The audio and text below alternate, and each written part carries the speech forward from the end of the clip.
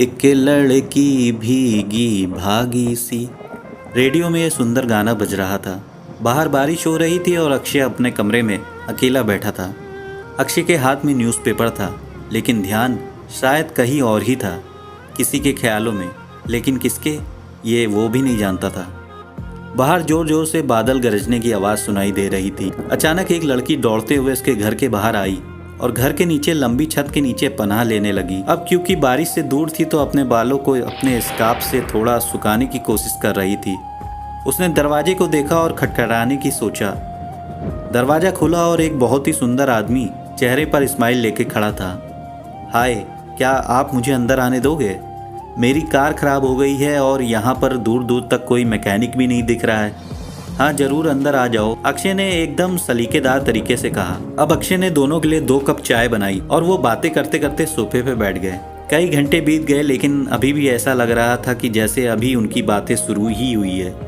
अक्षय उस लड़की को अपनी जॉब के बारे में बता रहा था और साथ ही अपने हॉबीज़ के बारे में भी। उसे नए नए नॉवेल्स पढ़ना, पेंटिंग करना कितना ज़्यादा अच्छा लगता है। और अभी के समय उसकी सबसे बड़ी दिक्कत है उसकी माँ की जिद। वो कितना ज़्यादा चाहती है कि अक्षय जल्दी से जल्दी शादी कर ले और अपना घर बसा ले। बीच में बातें करते करते दोनों की हंसी की आवाज़ों से पूरा कमरा खिल उठता है।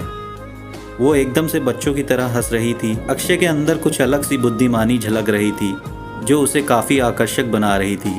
और यही चीज़ बार बार उस लड़की को उसकी आंखों में डूबने से रोकने में असफल थी। आखिरकार सुबह 4 बज चुके थे। बारिश की बूंदों ने भी थिरकना बंद कर दिया।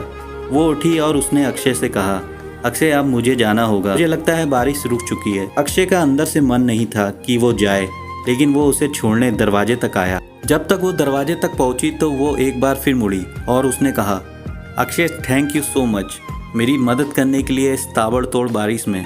मुझे ये रात हमेशा याद रहेगी। इतने में वो चुप हो गई, लेकिन अचानक उसके दिमाग में न जाने क्या आया।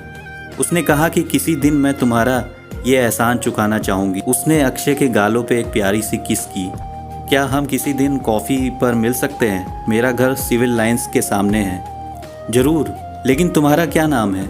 मैं इतना बेवकूफ़ हूँ। इतनी देर तक बात करने के बाद भी ये पूछना ही भूल गया। अक्षय ने मुस्कुराते हुए कहा, प्रिया। उसने मुस्कुराकर कहा। इतने में बारिश दोबारा शुरू हो गई और रेडियो में इतने में दूसरा प्यार भरा गाना बजने लगा। अभी ना जाओ छोड़ कर कि दिल अभी भरा नहीं।